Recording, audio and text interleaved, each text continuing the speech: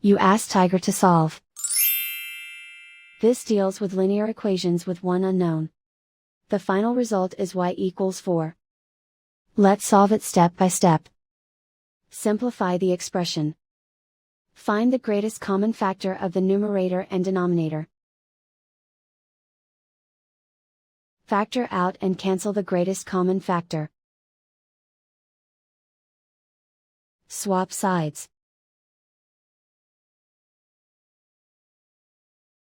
Isolate the y.